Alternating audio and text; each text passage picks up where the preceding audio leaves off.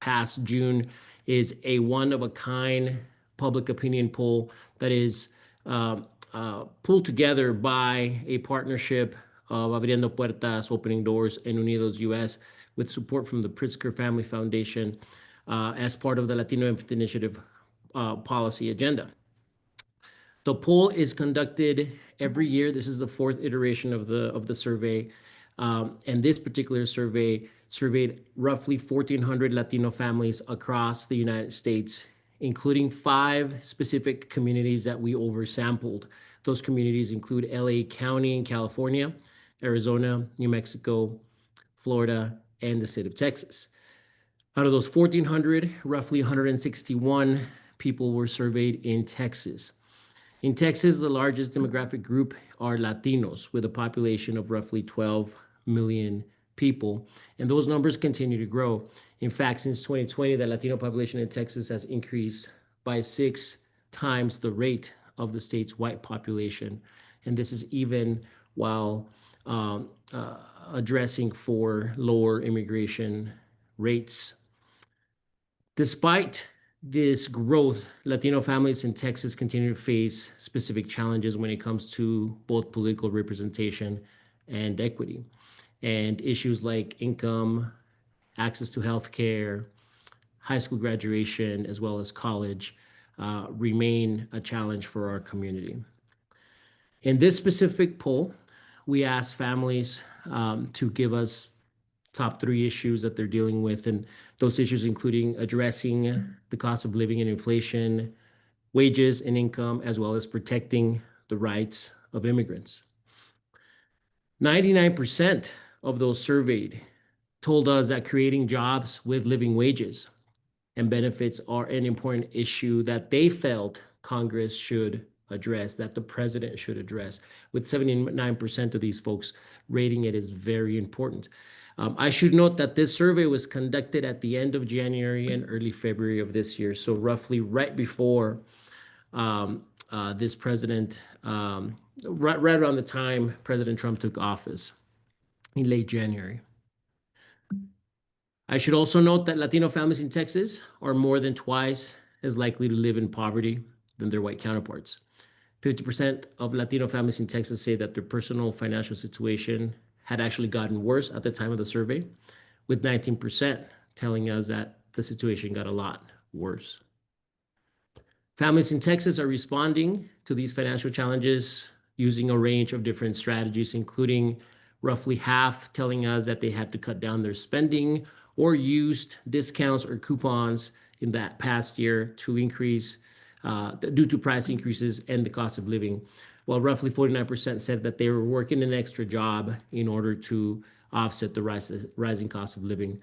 42% have borrowed money from family or friends, and 35% say that they've used up all of their savings to help pay for expenses. Of course, you know that Texas is a border state, and as a border state, it has a large immigrant population. In 2023, that immigrant population totaled about 5.5 million people. Texas has also been a flashpoint for many issues facing Latino and immigrant families in the United States. Those surveyed Latino families in Texas have strong opinions about immigrant rights as compared to the national averages, although those opinions fall on both sides of the political divide. This is an interesting number here. 78% of Latino families in Texas support a bipartisan immigration reform bill. That includes resources for both border enforcement and also pathways to permanent residency and citizenship for immigrants who are already living in the United States. That's higher than the national average of 73%. 81% of Texas respondents, compared to 78% overall, support protecting the rights of DACA recipients. These are also known as our dreamers.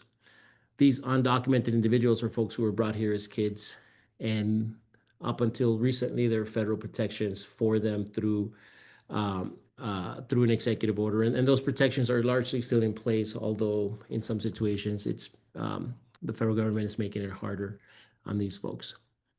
When it comes to gun violence, the rates of firearm-related deaths more than doubled in Texas the last 10 years, and it's violence that is disproportionately impacting Latino families. 44% of Latino families in Texas believe in improving protections for children against gun violence, compared to 37% nationwide. On the issue of childcare, and this is really, I think, really what brings us together here today, many Texas families report difficulties finding affordable childcare and early learning opportunities to meet the needs of their families. 27% of Latino families in Texas have told us that they are unable to work sometime in the past year because of the lack of childcare. This is higher than the national average of 23%. A staggering 99% of respondents in Texas told us that it is important for their childcare provider to offer free meals, diapers, and basic supplies, while 81% say that it is important for their child to receive transportation from the childcare provider. And roughly half of Texas families who have not used childcare cite the lack of trust in other people to take care of their children. So this fact sheet is available on the website latinoinfants.org, and we'll drop those links in the chat for folks to access. As you all develop advocacy strategies, as you all develop organizing and mobilization strategies in your community, this data is there for you to use. It's open source. You can use it any way you want. It is important to be able to show data and back up with data. Anytime we ask, whether it's elected officials, whether it's government bureaucrats, whoever it might be, that we back up our asks with data, and that's what this data is for. Eric, I'll hand it back to you. Awesome. Thank you for sharing that information. So next, we're going to move on to our exciting panelist. But first, let me give you a quick intro on who they are. So joining us is going to be Dr. Teresa Granillo, who is the Chief Executive Officer, CEO of Avance, Inc., a national nonprofit organization that creates pathways to economic mobility through culturally responsive two-generation programming. Next up is Cleo Rodriguez Jr., and he's the Executive Director of National Migrant and Seasonal Head Start Association. NMSHSA is a nonprofit organization serving 26 agencies that are migrant and seasonal Head Start program grant recipients spread across 38 states. Also joining us is Crystal Sandoval, who is the Director of Community and Capacity Building at Las Americas Immigrant Advocacy Center.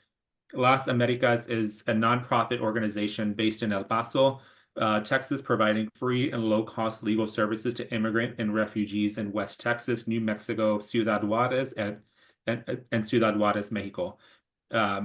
So yeah, let's get the first question started. So Dr. Granillo, this one's going to be for you. The report notes that half of Latino families in Texas say their financial situation has worsened in the past year, and many are taking on extra work or using up savings. How can two-generation programs like Avance's help families build financial stability in this environment? Good afternoon, Eric, and to everybody joining us today. Thank you for having me here. So as we all know, this environment that we're in right now is unlike any we've ever been in. So to say that two-gen models can help families build financial stability in this environment is a bit of uncharted territory. But what I can say is that two-gen approaches are inherently focused not just on the individual, the child only, or the parent caregiver only, but rather the whole family. And there is an intentional approach to ensure that families have equitable access to the systems and structures that are necessary for them to thrive economically and socially. Two-gen approaches, like Avance, recognize that in order for families to thrive, they need to have financial stability, social capital, access to quality healthcare, and access to quality education. So Avance's parent-child education program is a two-gen program that has shown over the last 50 plus years very positive impacts in economic mobility. We did a 10-year follow-up study. IDRA actually conducted the study, and we showed 137% increase in educational attainment. And actually for a higher ed educational attainment, it was a 214% increase.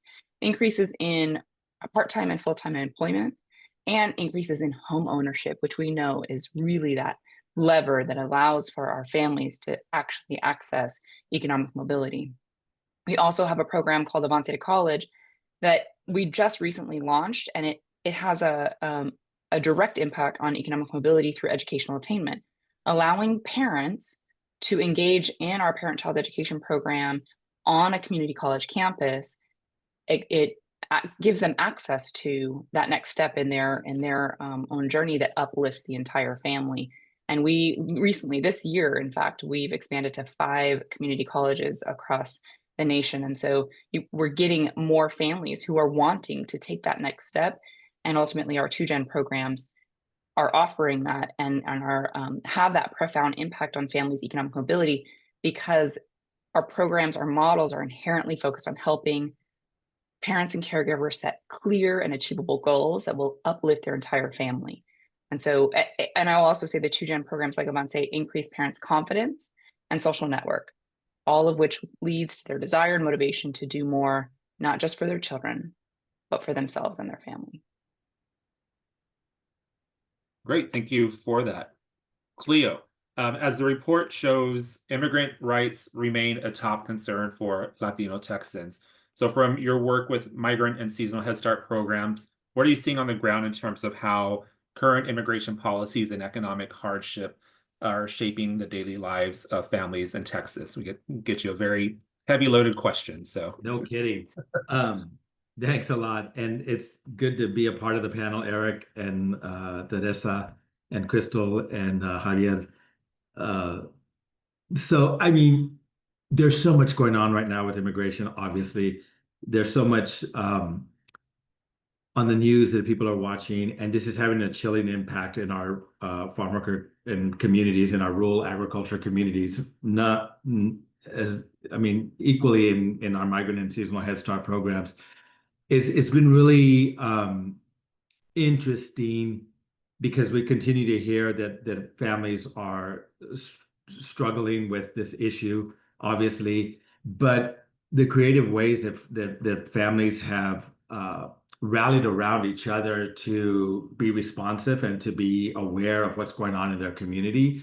And, you know, it's interesting because in our programs, and we have programs not only in Texas, but also across another 37 additional states, all of them obviously are rural in nature because of agriculture. And they're all tied to major or different farms. Some of them are major employers, some of them are small family farms. But what we've continuously hear, and we check in with our families a lot, very frequently. We check in with our program directors a lot, and what we continue to hear is that yes, there's a lot of fear out there. There's a lot of uncertainty. There's a lot of rumors, and those are the things that we try to immediately dispel, is to get information, the right information out there, correct information, accurate information to parents so that they can then share it among each other. But what we continuously hear that there's been more of a presence, immigration presence in the communities, more so than on the farms themselves. So that's kind of, and that's been our experience. I don't know if that's across the board, but that's what I'm seeing based on our kind of, you know, information gathering that we've done, is that we've seen it more in the presence of, in the communities, more so than on the farms themselves. And so parents are being very aware of that. They're sensitive to the fact that there's activity going on. So they'll do whatever is necessary in order to protect themselves, to protect their children. You know, for migrant and Head Start programs, the majority of them provide transportation, so the kids can get safely to and from a program, because the programs are picking them up early in the morning in buses and vans to get them to the programs. And so kids are getting to the programs, and then, you know, families that feel safe to go to work will continue to go to work on those particular days. So yeah, there's been a chilling impact, and you know, you start to see that impact in terms of parents coming to different activities that are going on in the classrooms or after the programs. And I think also programs are being reflective and responsive to maybe not planning a lot of things during this time, because to eliminate the need for parents to be, you know, having to take extra trips two different places. So again, there's a lot of activity. It has a really chilling effect. Luckily, children are still being able to get to and from their centers with not a lot of disruption, and programs are being responsive and doing things like, of course, providing the basic information, know your rights, all of these things to help families understand what is going on, how to plan. The programs have been masterful in creating plans for families to be able to be responsive to in case something happens and there's a disruption in their ability to pick up a child from school, or if for some reason they find themselves in some kind of situation where they're not able to get to their children, helping them put together documents in order to uh, deal with that situation. One of the things that we're actually working on right now, and then I'll end it with this, is helping families with their dual citizenship. A lot of children are American born, and this is particularly in reference to Mexico, that if for some reason the family is removed without their children, and the children are U.S. citizens and not Mexican citizens, there's so little that could be done for the children because they're not Mexican citizens. And so we're really trying to help families understand how important it is to get that dual citizenship.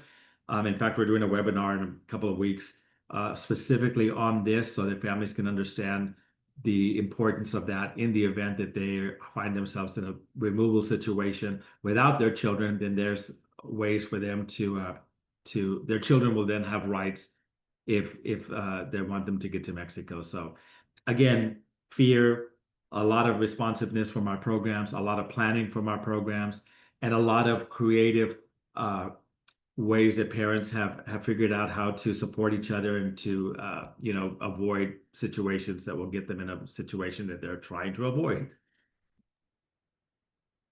Got it. Thanks for that. Crystal, so the report underscores that protecting immigrant rights remains a top priority for Latino families in Texas.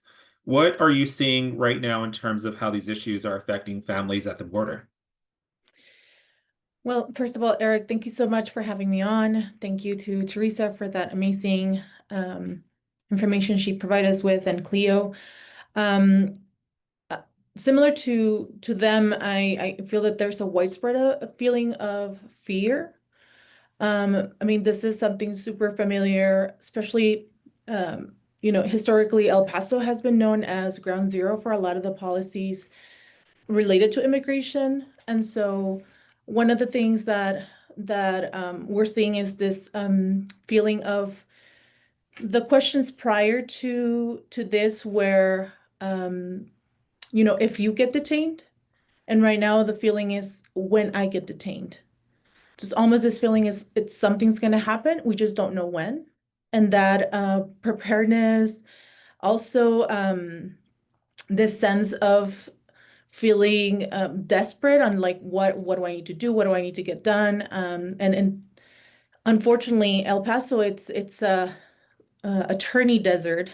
We don't have a law school near us. The nearest one is in Albuquerque, New Mexico, and I believe it's Alpine, Texas. So it's very difficult to have enough attorneys or legal providers that can provide at least some legal information. So similar to what Cleo was saying, like doing citizenship fairs, general consultations has been some of the efforts that we're trying to at least, put some power back on families and on parents. And there's no time right now to have any like to not have a plan. Like I don't think that we can afford to not have a plan anymore. Getting these families prepared. And it's very difficult, at least for us as a border community. Juarez is next to us, is our sister city. A lot of the repatriados and a lot of the people that are being deported are often next to us, right? Are in Ciudad Juarez. And then there's also the difficulty of a lot of the people that are in our community are CBP officers, ICE officers. They're part of the same system, or they're part of the community, and that community starts getting closer and closer right now. Not too long ago when I was going to Fort Bliss, one of the guards told me, "Oh, I'm your neighbor. I live next to you. We went to the same high school." Things like that. So we're seeing this fear that it's also turning into power in some ways. Education is something that we really need as a community. Like educating people of like what is what Cleo mentioned, right? Like the dual citizenship, the collaboration between maybe the consulates, right? Like to have that made in a way that they all have access and a plan, which I keep emphasizing and going back to, but being a plan is very important. There's also Fort Bliss, which is the new detention facility that recently was opened in July of this year, that is supposed to hold 5,000 people in our area. We also have 2 closed detention centers. So that's obviously brought fear to our community, not only because of the size of it, but there's also, the staff and the people that are going to work in there are part of our community as well. So we're seeing the side on both things, right? Like the families of the detainees, some of the detainees, even the people that I've talked to the most come from the Everglades, come from Florida, but still there are some people in our community that have their family members or their loved ones are now detained there. That is supposed to hold 5,000 people. Right now it's 3,000 and plus. That's not counting on El Paso Processing and Otero in Chaparral, New Mexico, which are around 2,000 people each. So El Paso is looking to hold around 9,000 detainees soon. So that's a very big amount of people that will be detained in our community. So that's what I'm seeing most. Thank you. Hey, Eric, can I say something? I took myself off mute, but I think that I love that all of us are all about empowering the families, giving them their voice back, giving them the power that they actually have. Like you have power in your numbers, and giving them that ability to be like, you know what, you have, we can empower you, we can give you this, and information and education is power. And that's the one thing that we all have in common, is giving them that power back. I think about our farm worker families, and I think, despite the fact that there's this fear and there's this uncertainty and there's all of these things, they continue to go to work. They continue to get up every morning and go to work. And these are work conditions that are not the most ideal for anyone. And they continue to go to work and do this because they have this incredible sense of responsibility to feed this country. And so they're going to get up and they're going to go to work. And despite these challenges and these fears, and I think that we can say that all 3 of us can probably make that exact same statement, that despite that, our families have this incredible responsibility to work and to contribute to their community through work. And they're going to do that despite all of these chaos, and despite the fact that there's such an unwelcoming environment for them, they're going to go to work. So. No, thank you for sharing that.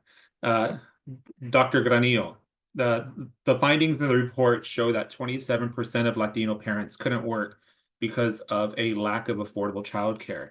So what kind of systemic changes or policy priorities do you think could best address that barrier? Well, this one's pretty simple, right, Javier? Universal childcare. Let's do what New Mexico did. I can't even believe it. It's so beautiful. We're right next to this wonderful state that said every family, regardless of income, is going to have access to childcare. Talk about what Cleo just said in terms of empowering our workforce. That would be such a game changer. In Texas, Eric, you mentioned we had a historic investment in our subsidies, $100 million, but our wait list is 93,000 children. That 100 million only takes 10,000 children off the wait list. We still have 83,000 children on a wait list, which means our families cannot work. So we need to have universal childcare. We need to have more investments in the childcare system, meaning we need to incentivize we need more childcare seats. So we need to incentivize childcare owners, and not just centers, family childcare providers as well, because a lot of times our families, they want that. They want that environment. They want that home feeling. They want the smaller ratios for their children. We have to make sure that we have the supply that meets the needs and meets our families where they are, so that they can go to work and feel safe and comfortable, that their children are in the type of care that they want, right? Cleo, it's about empowering them, giving them back their power and saying, you choose. Here in New Mexico, they didn't say where you have to go to childcare. They said wherever you go to childcare, we will cover that childcare. And that is so powerful and critical.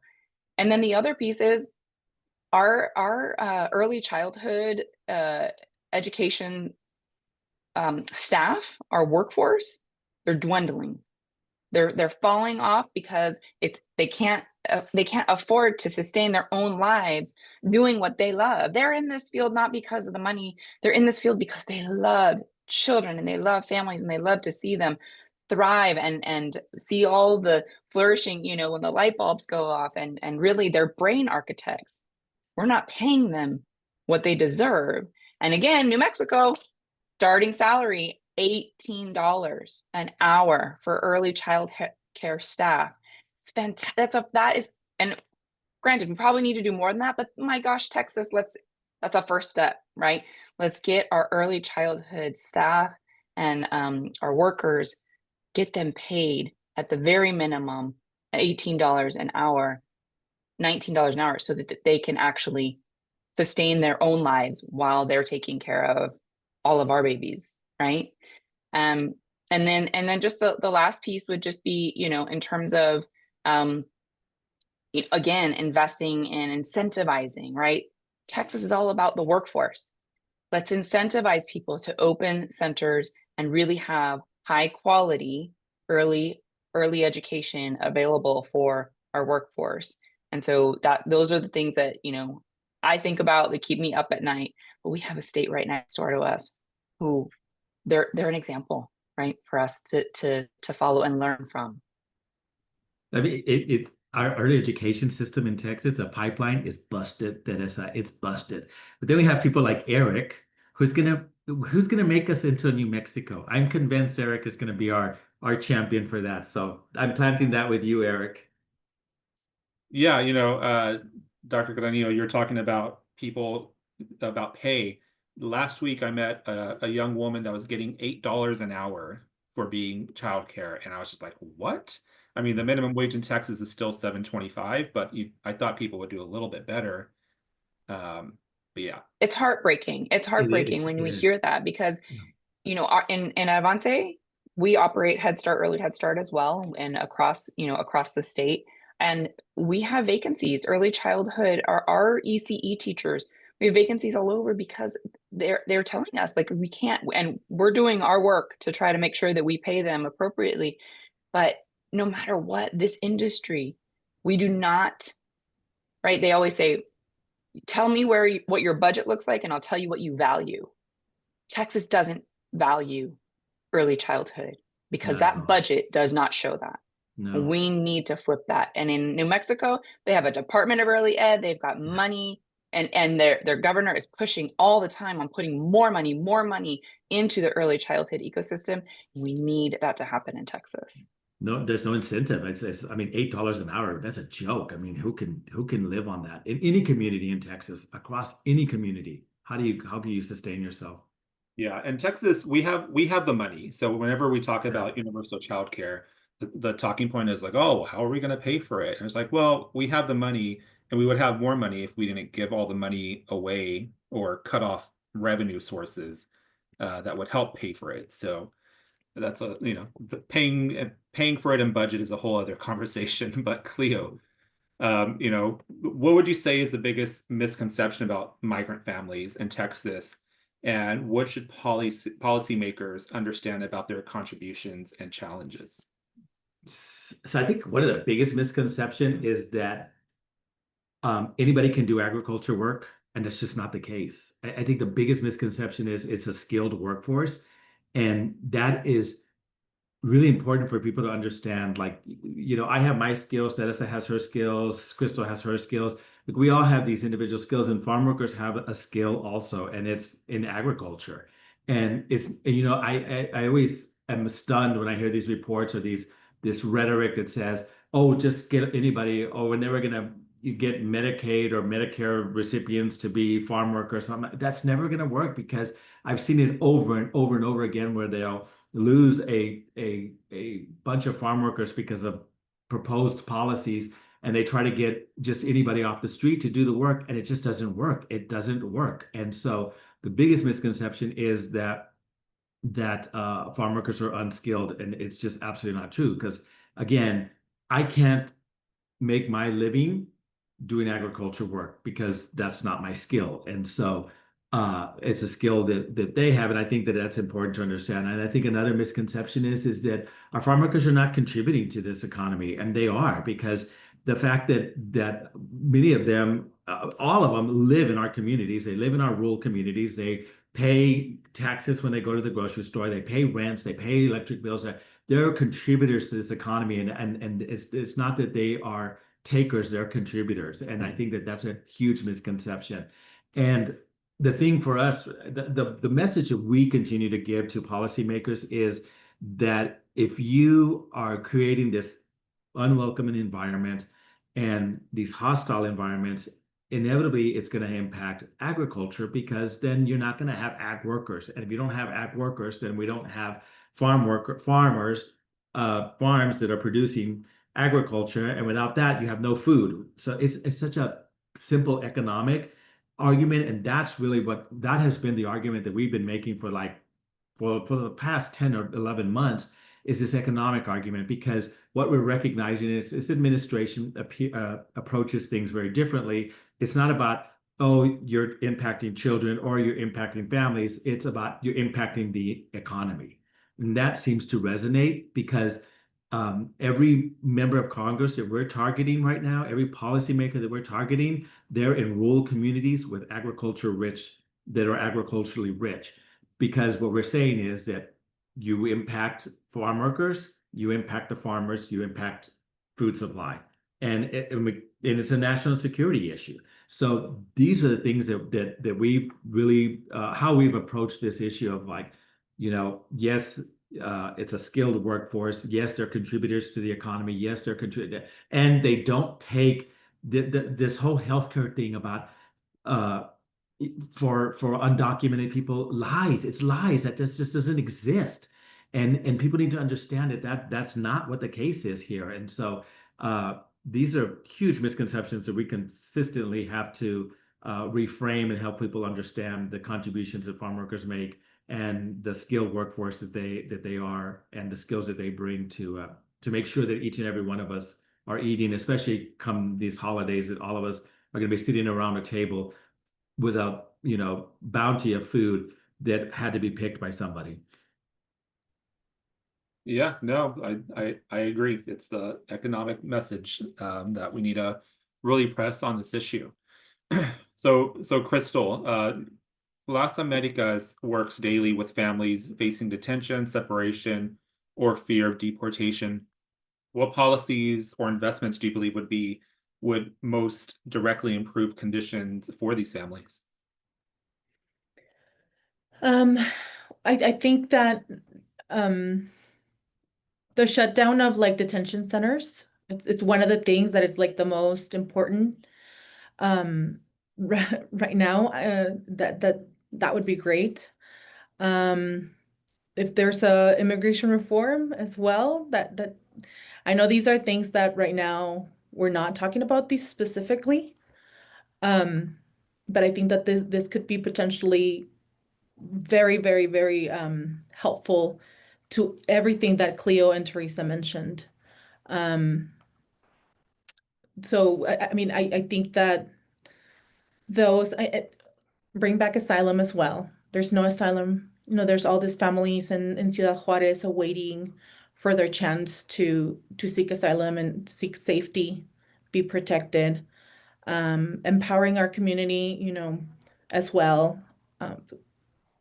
Because like once these policies are implemented, that will empower our community, not only to not be afraid, but for other things to come from that, or to stem from that.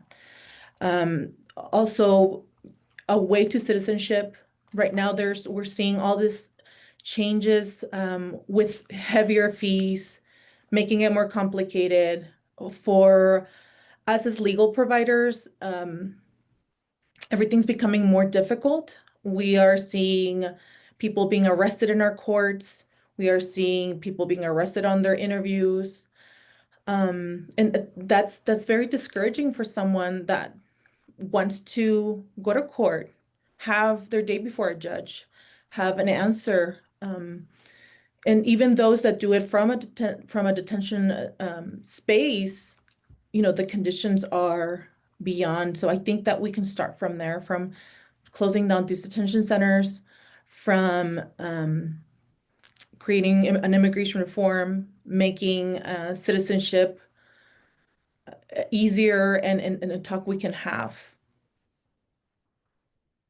Got it. And Crystal, a quick follow-up question. And this Cleo kind of referenced this earlier. You know, a lot of the talking points that we hear from anti-immigrant groups and politicians and things like that is immigrants just take from the country.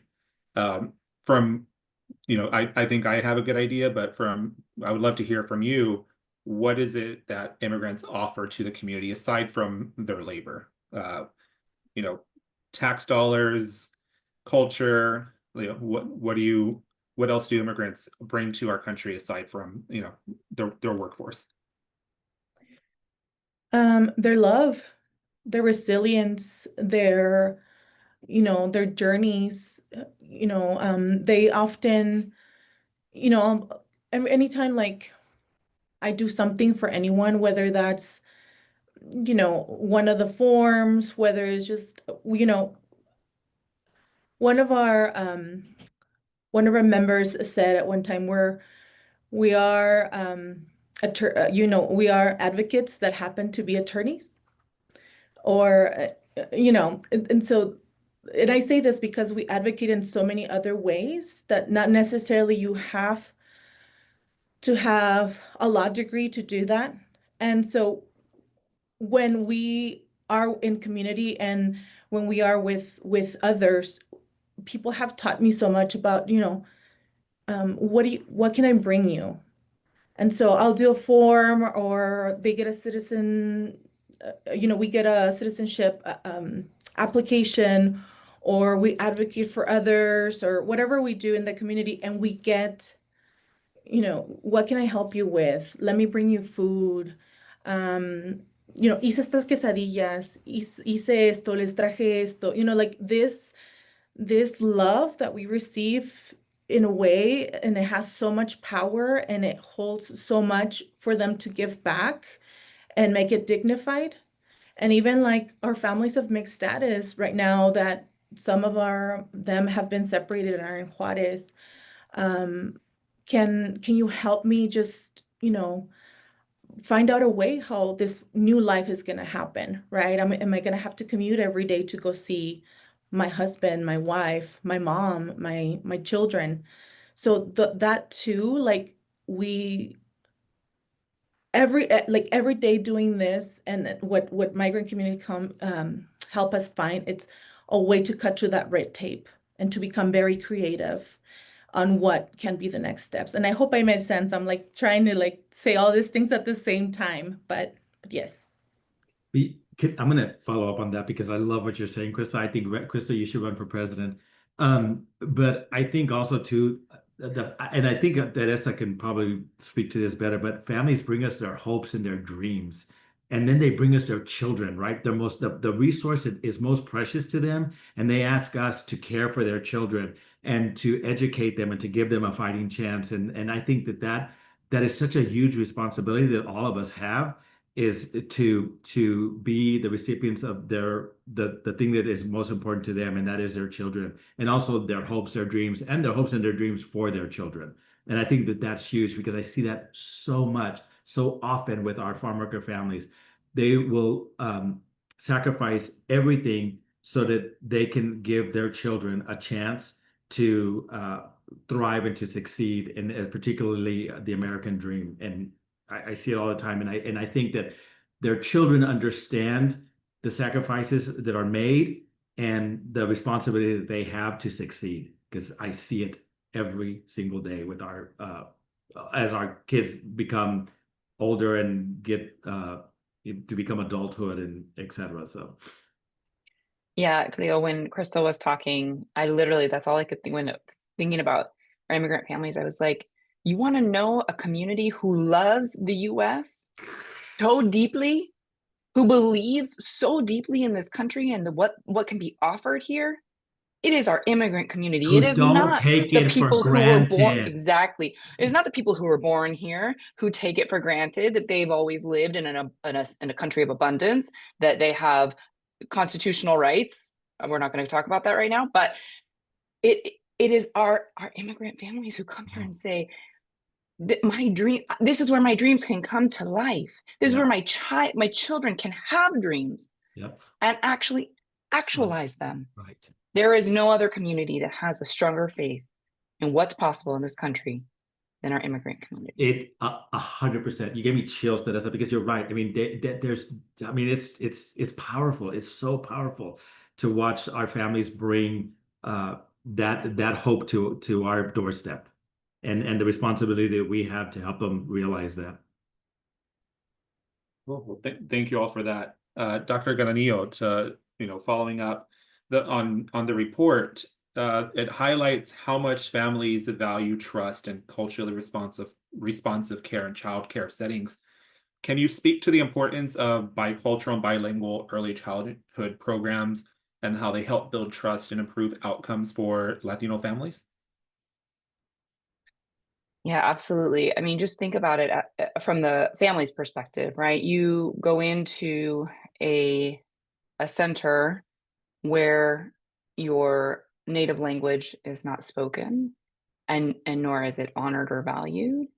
That sends a very clear message, right? And it creates insecurities, right? It does not create a place of trust or a place where a parent, a caregiver, can feel like they actually have value and are seen for that value.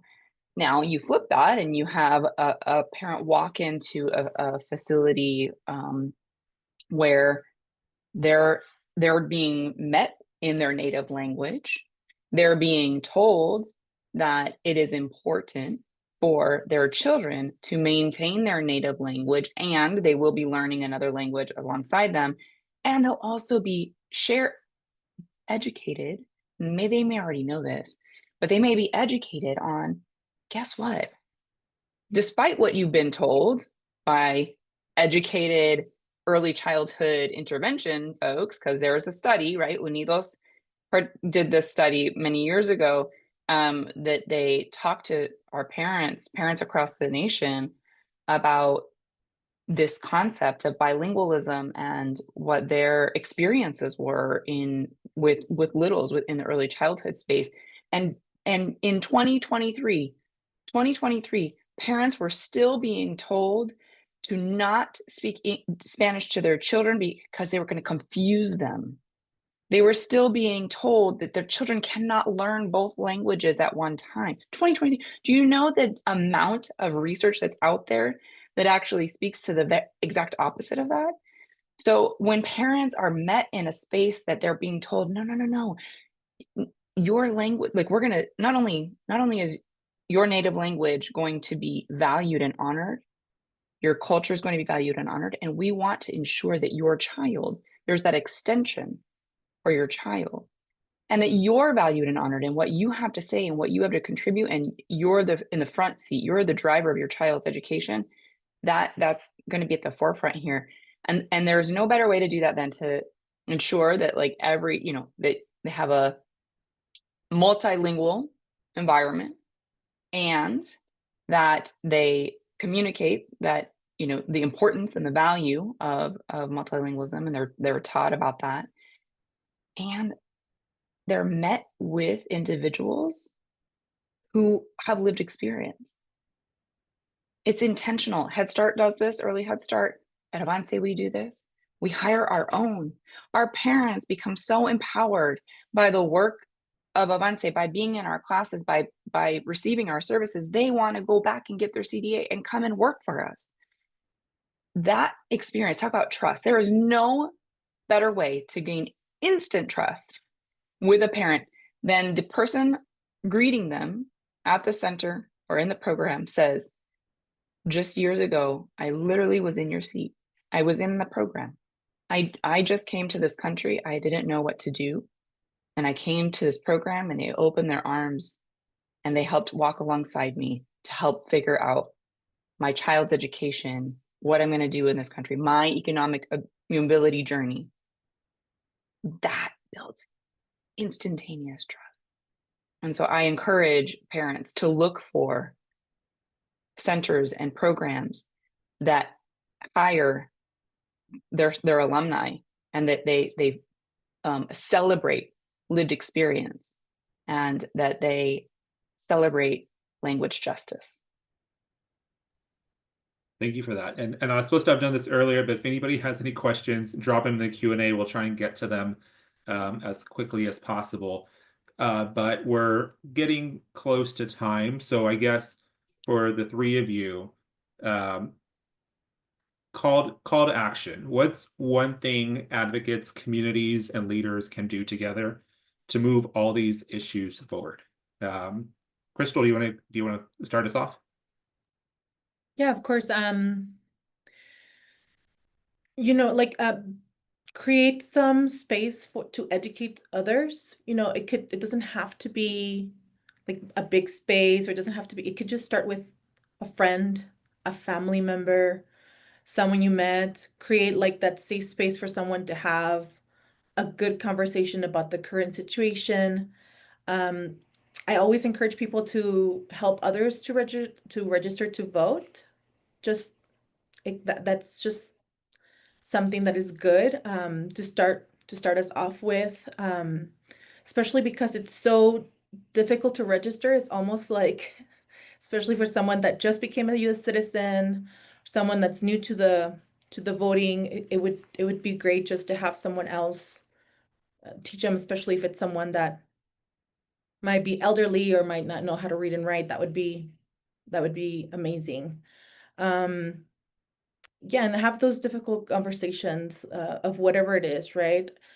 Get others ready, have yourself something, a plan of what if this were to happen, where would I go? So I think that those are great places to start. Thank you. Cleo?